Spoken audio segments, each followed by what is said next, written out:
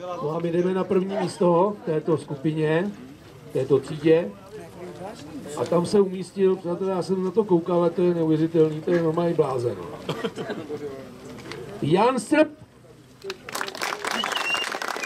Honzo, nevím, jako neuvěřitelný, neuvěřitelný.